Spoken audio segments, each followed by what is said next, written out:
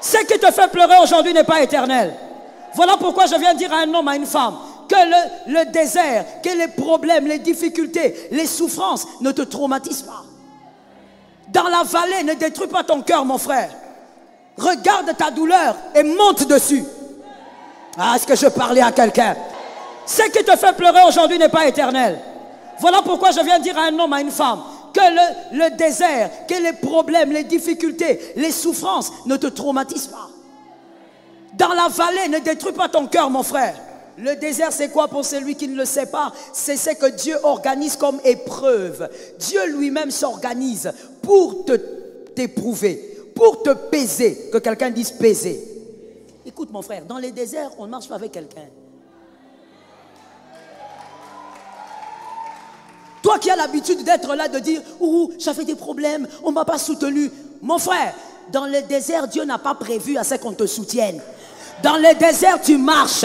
David a dit « Quand je marche. » Quand problème, je n'ai pas vu les frères de l'église, bébé spirituel.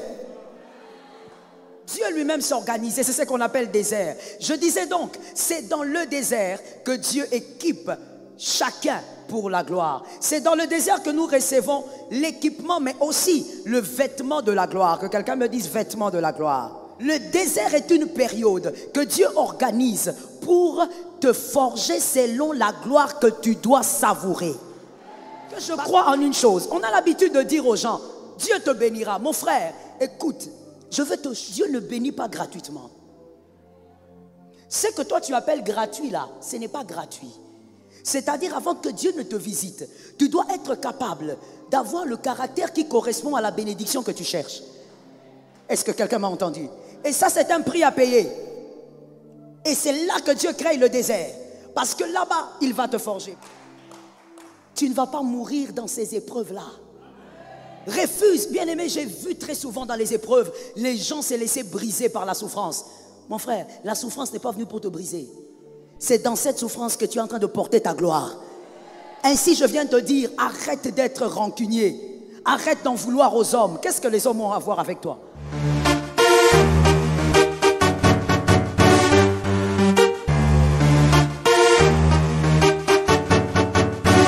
Shalom bien-aimé dans le Seigneur Jésus-Christ. La servante de Dieu Joël Gloria Cabassel, pasteur principal de l'église Assemblée évangélique Nouvelle Alliance de Kinshasa, nous plonge dans un sujet mystérieux mais crucial. Tu te demandes pourquoi tu traverses des moments difficiles. Pourquoi Dieu permet certaines épreuves dans ta vie? Écoute bien, le désert précède toujours la gloire. Moïse, Joseph, Jésus, tous sont passés par cette saison avant de vivre leur destinée. Si tu es dans le désert aujourd'hui, sache que Dieu est en train de te préparer pour un changement puissant. Reste jusqu'à la fin de cette vidéo, car ce que la servante de Dieu va te révéler va transformer ta perception des épreuves. Moïse a passé 40 ans dans le désert avant d'être appelé pour libérer Israël.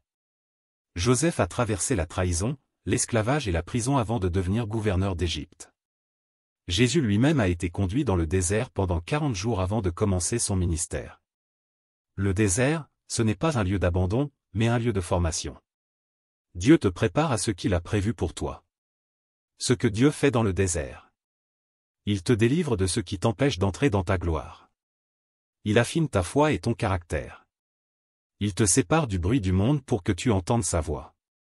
As-tu déjà vécu une saison où tout semblait difficile, mais qui t'a finalement rapproché de Dieu? Partage ton témoignage en commentaire. Comment traverser le désert avec victoire? Garde les yeux sur Dieu, pas sur la souffrance, exemple, Pierre marchant sur l'eau tant qu'il fixait Jésus. Sois patient et fidèle, la saison changera, Psaume 126 verset 5. Ceux qui sèment avec larmes moissonneront avec chant d'allégresse. Déclare la parole de Dieu sur ta vie, même quand tout semble mort autour de toi. Abonnez-vous, aimez et partagez afin d'apporter l'évangile de Jésus-Christ aux nations, car il y aura plus de joie dans le ciel pour un seul pécheur qui se repent. Que la bénédiction de Dieu soit votre partage dans le nom puissant de Jésus-Christ. Amen. Dans le désert, il y a une gloire. Personne n'aime le désert. Et d'ailleurs, je veux t'annoncer que le désert lui-même sait qu'on ne l'aime pas. Le désert n'a pas vocation d'être aimé. Le désert est un missionnaire qui vient dans la vie des élus pour équiper l'élu de sa gloire. Je veux parler à une âme. C'est dans les déserts que Dieu nous donne la gloire, ce n'est pas en dehors. Ce que les hommes voient en dehors, ce n'est que le résultat de ce qui avait commencé dans le désert. Le désert, c'est quoi pour celui qui ne le sait pas? C'est ce que Dieu organise comme épreuve. Dieu lui-même s'organise pour t'éprouver, pour te peser. Que quelqu'un dise peser. Dieu lui-même s'organise, c'est ce qu'on appelle désert. Je disais donc, c'est dans le désert que Dieu équipe chacun pour la gloire. C'est dans le désert que nous recevons l'équipement, mais aussi le vêtement de la gloire. Que quelqu'un me dise vêtement de la gloire. C'est une nouvelle saison. Mais qui dit nouvelle saison, dit nouvelle gloire. Tu es d'accord? Et qui dit nouvelle gloire, dit nouveau désert. Parce que pour un élu, il n'y a pas de gloire sans désert. 1 Samuel 1,7. Dans 1 Samuel 1,7, nous voyons cette femme qui s'appelle Anne, qui avait tellement demandé un enfant. Pendant des années, elle demandait un enfant. Je veux te dire en amont ceci, que tout ce que tu demandes à Dieu, tu n'es pas préparé de les avoir. Tout ce que tu demandes à Dieu requiert un autre type de personne. Tu peux demander quelque chose à Dieu aujourd'hui. Tu crois que tu es prêt à posséder la chose. Mais la vérité est celle-ci. Dieu doit veiller à ce que tu correspondes à ce que tu demandes. Ainsi, voici le mystère qui se passe dans 1 Samuel 1,7. Pourquoi Dieu n'a pas donné à Anne un enfant tout de suite? Pourquoi Dieu ne l'a pas fait? La Bible dit dans ce verset qu'il s'est écoulé des années. Pourquoi Dieu n'a pas réagi? Je dis à quelqu'un, Dieu n'est pas incapable de réagir. Dieu n'est pas faible pour réagir. Dieu n'était pas incapable de donner à Anne un enfant. Mais Anne n'était pas prête de recevoir l'enfant que Dieu cherchait.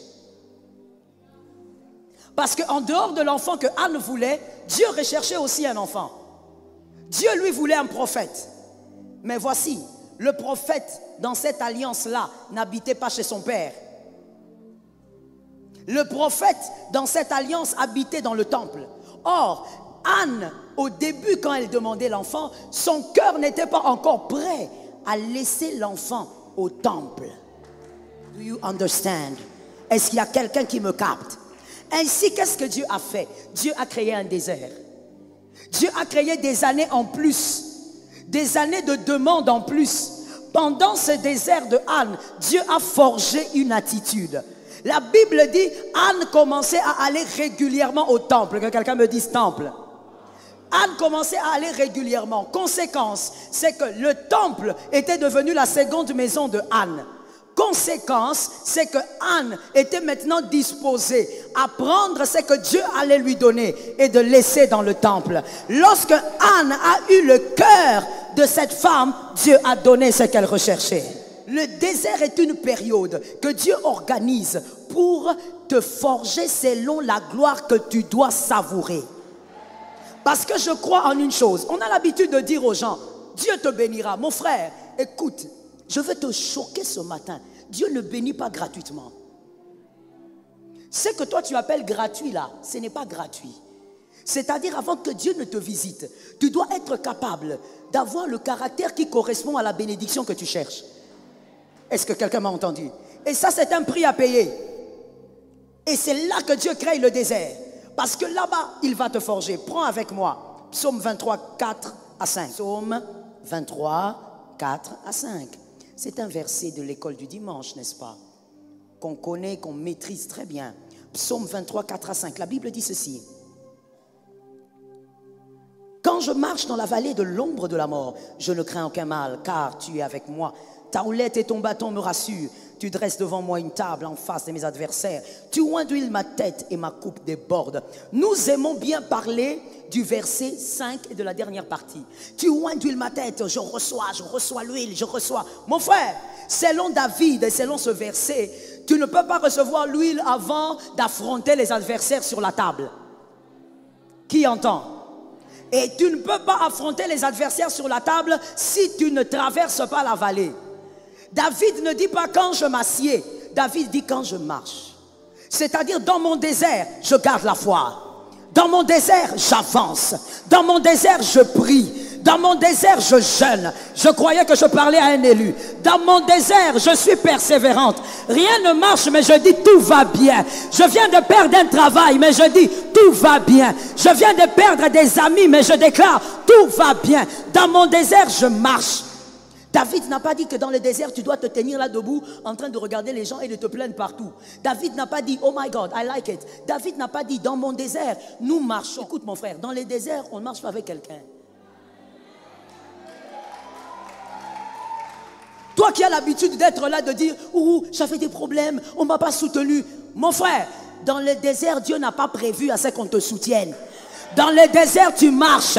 David a dit, quand je marche. Quand j'ai eu des problèmes, je n'ai pas vu les frères de l'église, bébé spirituel. Quand j'ai eu des problèmes, je n'ai pas vu le pasteur tel, bébé spirituel. Quand tu traverses tes épreuves, ne cherche pas les hommes. David a dit, je traverse. Traverse seul. Garde la foi seul. Le Saint-Esprit est en toi. Il est plus grand que le pasteur. Il est plus grand que l'ancien. Il est plus grand que quiconque. Il sait consoler mieux que les hommes. Garde la foi. Qu'un homme de foi lève sa main et dise, je garderai la foi. Est-ce que le diable t'a entendu? Je ne pense pas. Lève ta main droite et dis-moi, je garderai la foi. Mon frère, pour que tu gardes la foi, tu n'as pas besoin que moi je puisse te booster. Tu n'as pas besoin que ton pasteur te booste.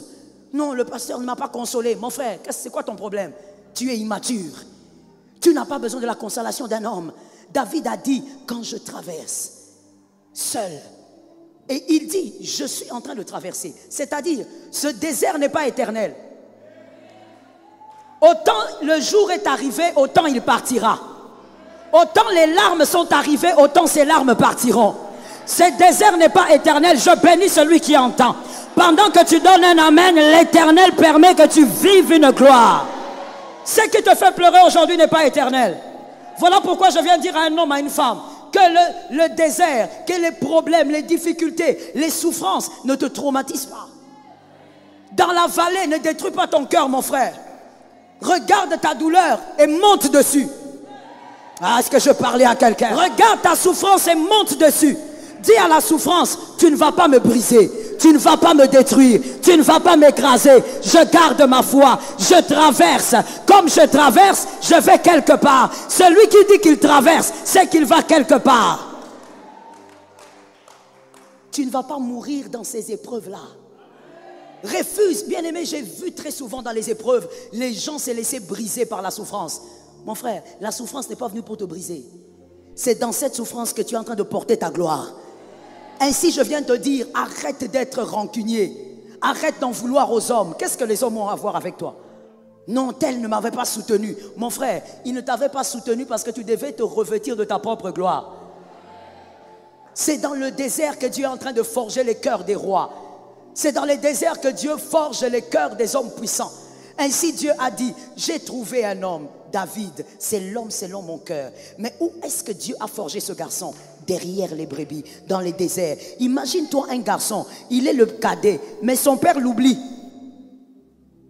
Si une personne, son père peut l'oublier, alors les autres. C'est dans ce désert qu'il a été forgé. Et c'est dans ce désert que l'Éternel est en train de faire de toi l'homme, la femme que tu dois devenir. Refuse d'être détruit par le désert, ce n'est pas le but. Tel c'est arrivé, ça passera. Traverse. Est-ce que quelqu'un est avec moi? C'est dans le désert que Dieu donne à chacun selon sa foi. Dieu te donne ta gloire. C'est dans le désert que Joseph a reçu sa gloire. Listen, le jour où Joseph a été glorieux, ce n'est pas le jour où il était devant Pharaon. La gloire de Joseph n'a pas commencé devant Pharaon. La gloire de Joseph a commencé le jour où on l'a dépouillé de son vêtement. Le jour où ses frères, prends le verset, Genèse 37, 23. Le jour où ses frères, dans Genèse 37, 23, ont dépouillé Joseph. Ils ont pris la tunique bugarée que Jacob lui avait donnée. Que quelqu'un me dise la tunique. Oh, j'ai béni ceux qui sont là derrière. Je dis que quelqu'un me dise la tunique. Ils ont arraché la tunique que Jacob lui avait donnée. C'est ce jour-là que la gloire de Joseph a commencé. Vous savez, Dieu ne fonctionne pas comme les hommes. Et Dieu n'a pas les mêmes méthodes que les hommes. Lorsqu'un homme t'habille, il croit qu'il t'a fait du bien. Mais Dieu, lorsqu'il te dépouille, c'est là qu'il commence à te faire du bien. Tu sais pourquoi est-ce qu'on a dépouillé Joseph plutôt, de son vêtement? Parce qu'en réalité, la gloire de Joseph était en marche. Que quelqu'un m'écoute bien. Et on ne porte pas une tunique sur une autre tunique. Est-ce qu'il y a quelqu'un qui est dans le culte? La gloire de Joseph était en marche, c'est-à-dire, j'explique encore, c'est-à-dire que la tunique que Joseph devait porter en tant que premier ministre était en marche. Et lorsque cette tunique existe, même si elle n'est pas visible pour les hommes, spirituellement la tunique existe. Et comme la tunique a commencé à exister, Joseph devait être dépouillé de la première tunique. On ne porte pas la tunique de Jacob avec la tunique de Pharaon. Il y a une tunique qui devait être ôtée. Et donc le jour où on déshabille Joseph, les hommes disent « Ah, on lui a fait du mal. On l'a humilié. » Ce que les hommes appellent humiliation, c'est le début de ta gloire. Ce que les hommes appellent humiliation, c'est le début de ta grâce. C'est le début de ton revêtement. Je vais t'expliquer, mon frère. En d'autres termes, ce qui est arrivé à Joseph, Dieu avait considéré que la tunique de Jacob était expirée. Est-ce qu'il y a des hommes aigles qui me suivent ici? Dieu avait considéré que la tunique de Joseph, de Jacob, la tunique bugarée, était expirée. Quand Dieu considère que ta situation, que ta gloire actuelle est expirée, il te dépouille. Les hommes vont dire, regarde ce qu'il est devenu. Mais Dieu sait qu'il est en train de te revêtir d'une tunique plus glorieuse que ce que tu avais avant. Écoute-moi bien, lorsque Dieu déshabille, c'est pour t'habiller d'une tunique meilleure que ce que tu avais avant. Dieu donne toujours une portion plus grande. Que quelqu'un lève la main droite et dise une portion plus grande. Dieu donne toujours une portion plus grande. Quand Dieu te déshabille, c'est pour t'habiller dans une autre dimension. Ce jour-là, Joseph devait être débarrassé de la tunique bugarée. Parce que la tunique du premier ministre l'attendait. C'est dans le désert que Dieu est en train de te donner ta véritable tunique. Et je viens annoncer à quelqu'un, d'ici là tu auras des épreuves.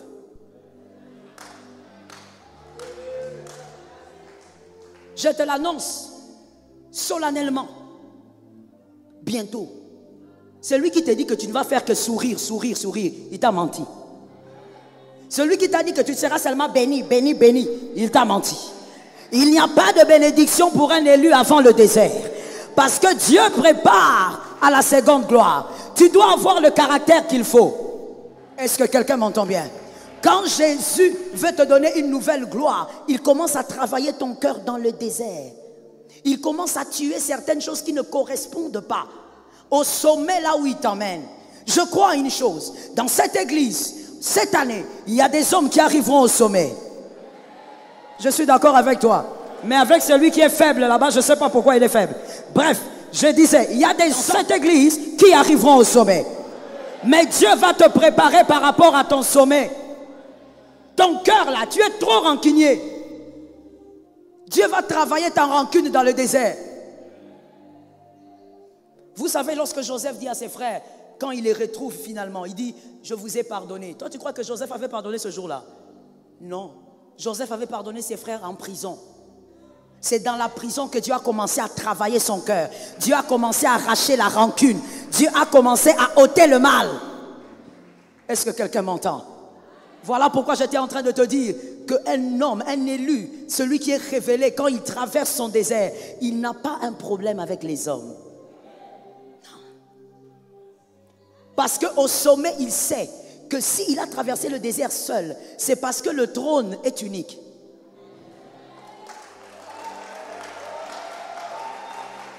Ça tombe sur ta vie. Mon frère, on n'est pas encore au ciel, on est sur terre. Sur la terre des hommes, il n'y a pas de trône pour des jumeaux. Sur la terre des hommes, il n'y a qu'un seul trône. Même si vous êtes des jumeaux, je veux même t'expliquer quelque chose que tu connais.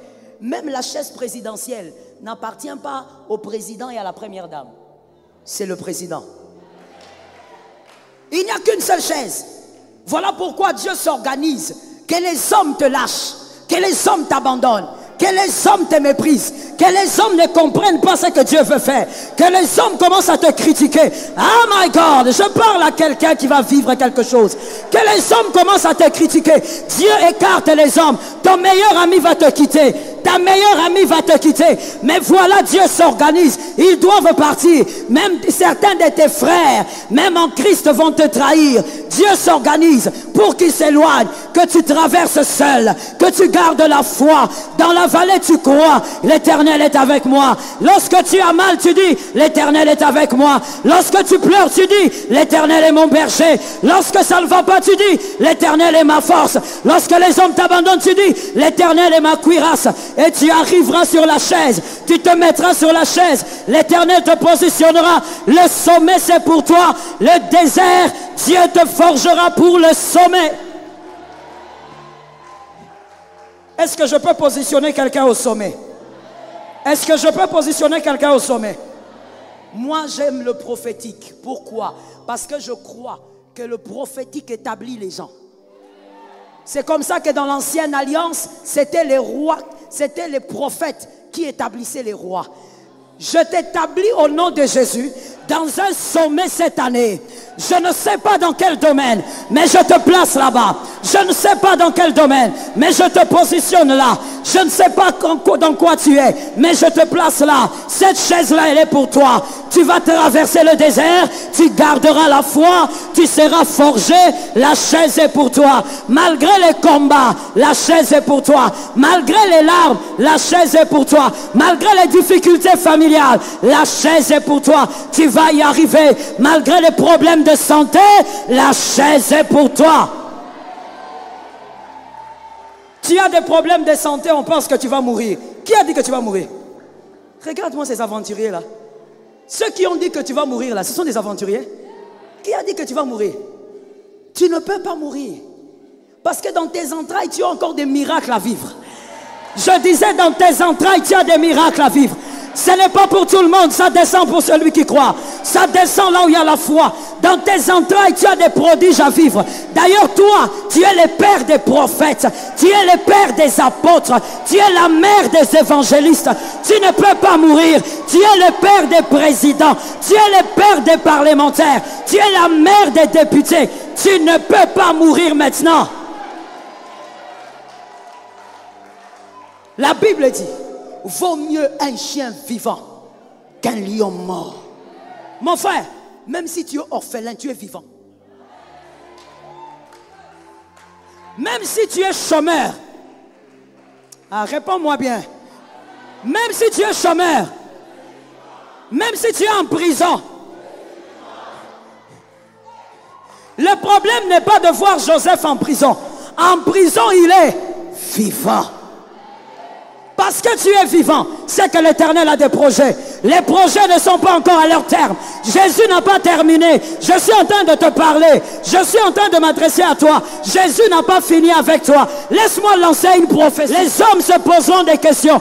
Comment il est arrivé là? Ils vont se poser la question. Comment elle a fait? Elle n'a pas de connexion. Elle n'a pas de papa. Comment elle est arrivée là? Je prophétise. En 2022, ils vont se demander. Mais tu seras là. Tu seras positionné. Tu seras à ta place. On ne saura pas comment ça va arriver. Mais ça va. Dis à quelqu'un, mon frère, ne me regarde pas comme ça. Ça va arriver. Ça va arriver. On te regarde là, on dit, ah les frères là, façon, qui vient à l'église avec un seul pantalon.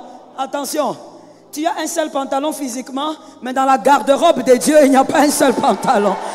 Dans la garde-robe de Dieu, il y a autre chose.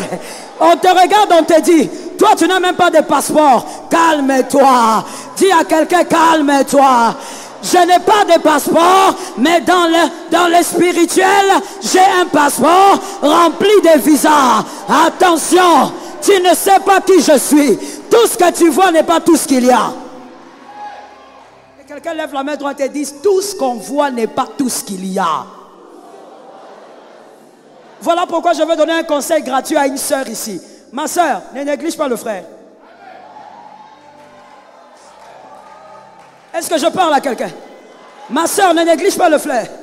Moi, j'ai l'habitude de dire, lorsque tu vois un frère qui aime Dieu, qui est conscient de sa vie, qui est courageux, ne blague pas avec lui. Même s'il se balade en babouche de bain, ne blague pas avec lui. L'histoire de demain peut surprendre les hommes. Je dis, tu surprendras les hommes. Lorsque Dieu veut donner la promotion à Daniel, Dieu s'organise pour imposer le désert. Lorsque Dieu veut changer ta situation sociale, il organise d'abord un désert. Lorsque Dieu veut t'amener à un plus haut niveau, il organise toujours, je précise, un désert. Daniel 6:5, les hommes complotent contre Daniel. Les hommes décident d'imposer le mal à Daniel. Au fait, les hommes veulent tuer Daniel. Je dis au nom de Jésus, ceux qui ont le projet de meurtre contre toi ne vont rien réaliser. Cela n'arrivera jamais. Tel que je te vois là, tu ne mourras jamais par empoisonnement. La vie et la mort sont au pouvoir de la langue. Celui qui ne veut pas, ne veut pas. J'ai dit, tu ne mourras jamais par empoisonnement. Tu ne mourras jamais par envoûtement. Alors on complote contre Daniel. Pendant qu'on complote contre Daniel, je veux te préciser ceci. Regarde bien, le schéma est celui-ci. Dieu organise une promotion pour Daniel. Dieu veut que Daniel soit promu. Il veut qu'au travers de Daniel, on reconnaisse qu'il y a un grand Dieu qui opère avec Daniel. Donc il veut accorder à Daniel une promotion dans le travail politique qu'il faisait en Babylone. Alors qu'est-ce que Dieu fait? Dieu touche au cœur des hommes et crée la haine. Dieu peut aussi créer la haine dans les cœurs de certains hommes pour que toi tu sois promu. Si tu ne connais pas les voies de Dieu, tu vas te poser la question, comment lui? Même lui, mon frère, quand Dieu organise ta gloire, il va toucher à celui qu'il veut. Les hommes ont commencé à comploter contre Daniel. Ils ont dit non, on ne pourra pas l'avoir. Mais on peut toucher à la loi de son Dieu. On va la voir là-bas. Et ils ont organisé, ils se sont arrangés pour que le roi place un décret et que personne ne soit adoré en dehors de sa statue. Et un jour, ils ont surpris Daniel en train de prier, comme d'habitude, le regard vers Jérusalem, en train de prier. Ils ont dit voilà, on l'a eu. Que quelqu'un me dise, ce n'est que les débuts. Quand les hommes pensent que c'est la fin, c'est les débuts. Quand les hommes pensent que cette famille-là est terminée, c'est maintenant que la famille commence. La gloire de la famille commence. On prend Daniel, on le jette dans la fosse aux lions. Écoute, quand Dieu organise ton désert, lui-même il est avec toi dedans. Est-ce qu'un homme de foi m'entend? Quand Dieu organise la souffrance qui va bientôt venir là, les larmes que tu vas déverser bientôt, lui-même sera dedans. Avant même que toi tu n'entres dans l'épreuve, Jésus va te précéder. Dieu s'organise pour que dans ces déserts, Daniel soit victorieux. Alors qu'est-ce que Dieu fait? Écoute-moi bien. Dieu s'organise pour que la sentence soit la fosse aux lions. Que quelqu'un me dise, malheur à eux. Il fallait même qu'on jette Daniel dans la fosse aux hyènes.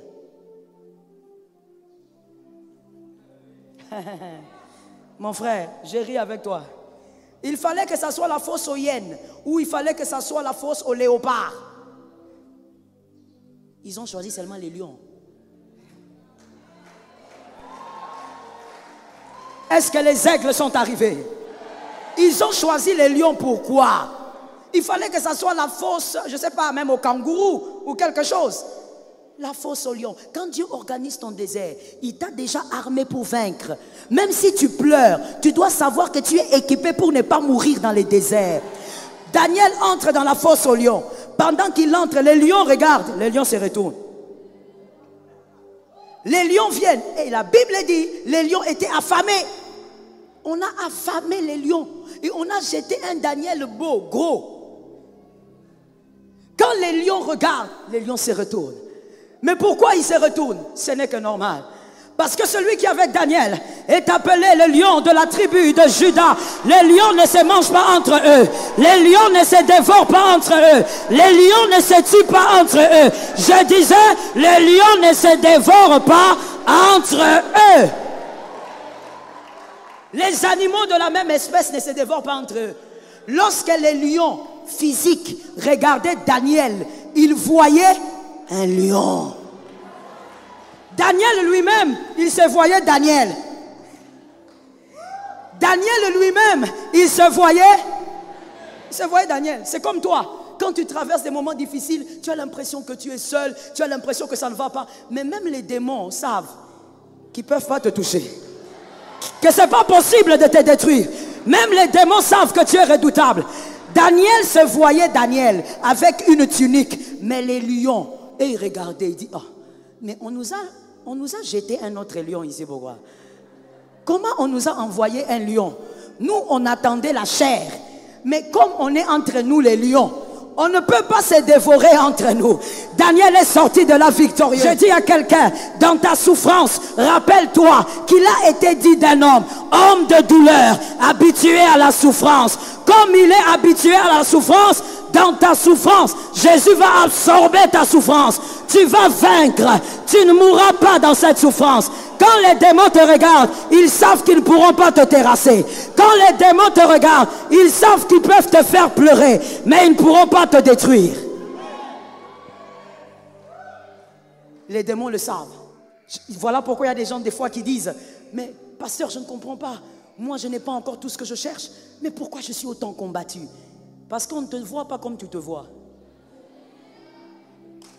Le monde spirituel ne te voit pas comme tu te vois. Toi, tu te vois là, un gars ayant 60 kilos, et puis voilà, avec une chemise là.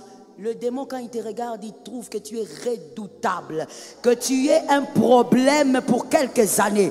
Je dis à un homme, lorsque Dieu veut t'amener à un shift, veut t'amener à une promotion, Dieu crée un désert. Mais dans ce désert, il va te précéder. Et il sait que tu vas y sortir victorieuse. Alors, ou victorieux. Alors je dis à quelqu'un, ne meurs pas dans le désert.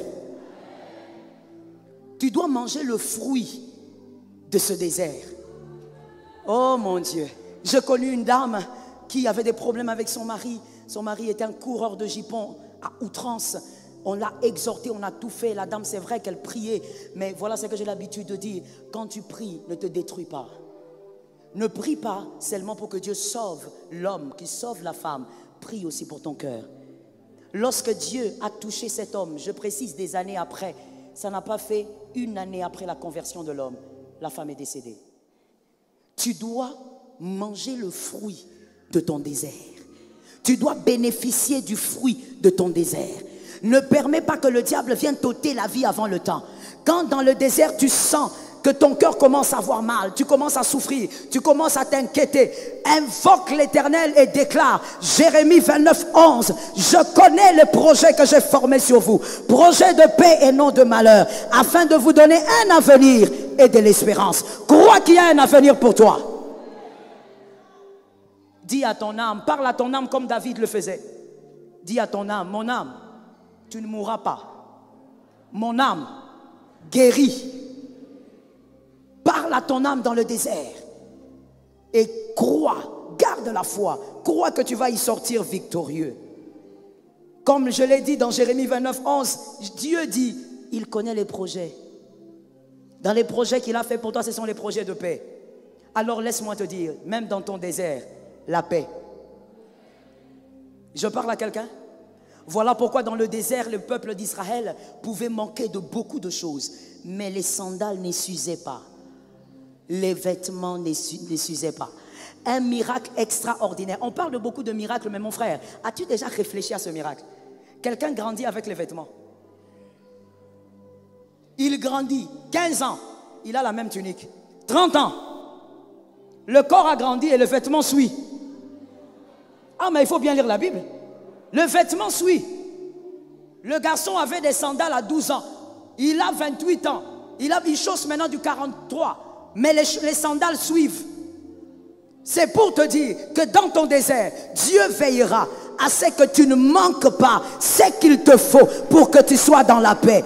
Je dis et je prophétise, malgré la douleur, tu auras la paix. Malgré les difficultés, tu sentiras la paix. God is good. Je veux te dire ceci. Dans le désert, Dieu permet que tu y sois parce qu'il veut forger ton cœur pour 3 choses principales. La première, Dieu veut t'apprendre l'humilité. Celui qui a déjà été dans la petitesse respectera les hommes et Dieu lui-même. Celui qui a déjà été dans la petitesse respectera le sommet que Dieu lui donne. Il saura que sur ce sommet, c'est Dieu et Dieu seul. Ce ne sont pas ses diplômes, ce n'est pas son intelligence, ce ne sont pas ses connexions, c'est Dieu et Dieu seul. Celui qui n'a jamais été dans la petitesse ne saura pas honorer la grandeur. Écoute, David est mort sur le trône. Oui ou non? Oui ou non? Oui. David est mort sur le trône. Tu sais pourquoi? Parce que David a appris à être derrière les brebis. David savait ce que c'était la petitesse. David savait ce que c'était le mépris. Et David savait ce que c'était que d'aller au sommet à cause de Dieu. C'est pourquoi il avait dit à Michal, je danse pour Dieu, celui qui m'a choisi à la place de ton père. David reconnaissait que c'est Dieu qui faisait tout. Et David restait dans l'humilité. Tu sais pourquoi Salomon avait adoré les idoles? Salomon est arrivé au point d'oublier le Dieu de son père. Et il a adoré les idoles. Parce que Salomon a tout trouvé.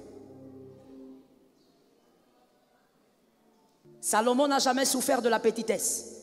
Salomon n'a jamais souffert dans la bassesse. Il a tout trouvé. Il a commencé grand. Tout ce qui commence grand a un problème. On le voit aussi dans Genèse avec Adam, n'est-ce pas? Tout ce qui commence grand finit par avoir un problème. Dieu vous apprend l'humilité. La deuxième chose, dans le désert, Dieu travaille ton cœur parce qu'il veut t'apprendre à respecter tout le monde. Il y a des gens, quand Dieu les bénit, ils commencent à mépriser les autres. Comme si c'est par ta force que tu as été béni. Comme si c'est par ta force que tu es arrivé là. Mon frère, il y a des gens plus intelligents que toi qui n'arriveront pas là où Dieu va t'amener.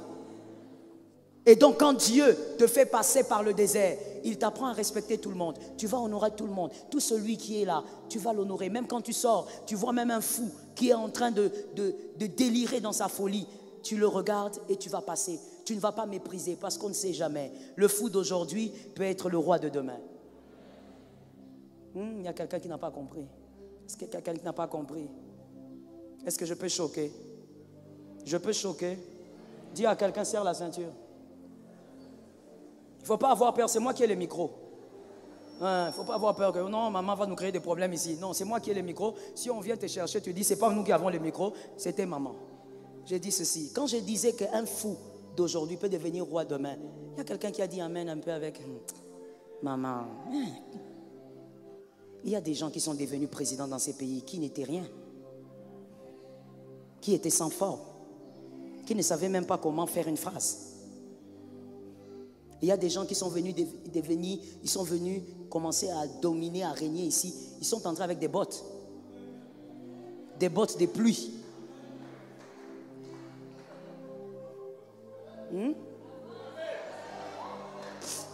Je vais dire que c'est moi qui avais le micro. Tu as peur de quoi?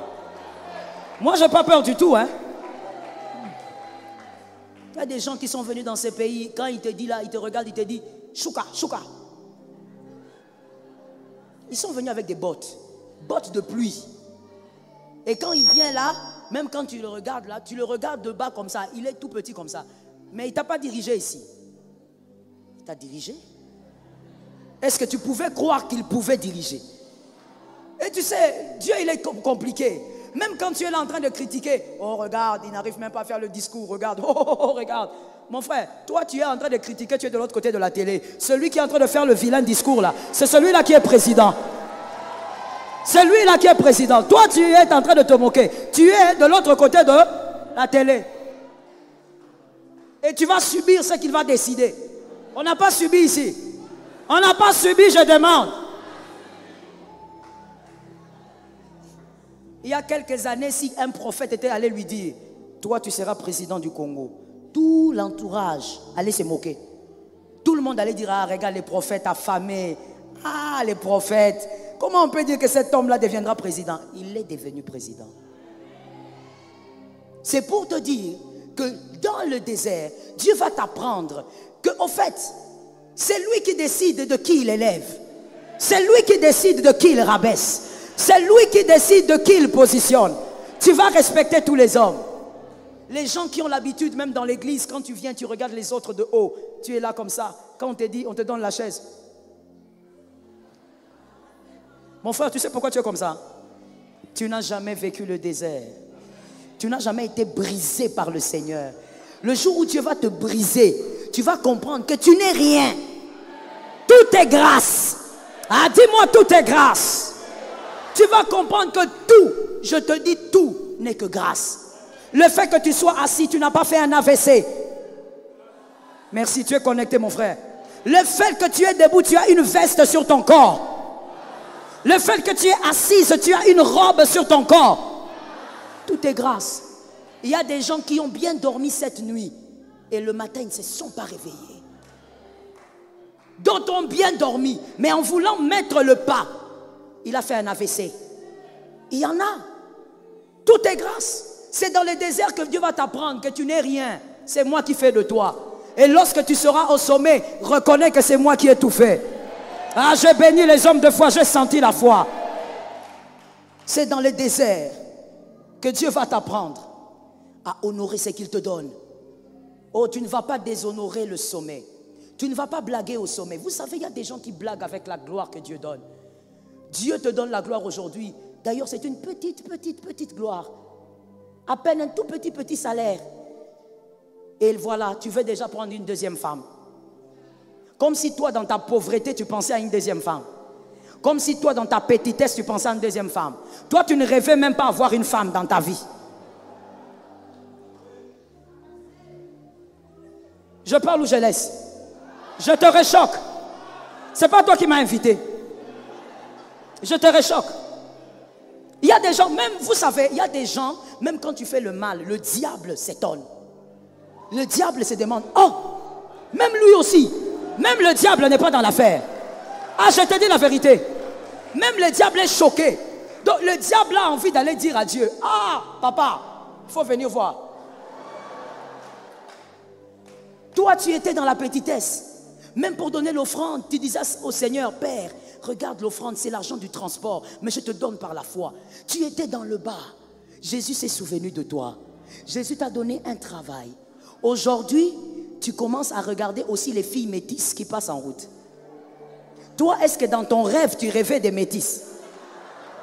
Même dans ton rêve, ça veut dire même ton rêve refusait les métisses. Esprit de pauvreté. Shalom bien-aimés dans le Seigneur Jésus-Christ. J'espère que vous avez aimé cette vidéo. Abonnez-vous et partagez pour porter l'évangile de Jésus-Christ aux nations, car il y aura plus de joie dans le ciel pour un seul pécheur qui se repent. Merci de faire partie de notre famille où on défule Jésus-Christ.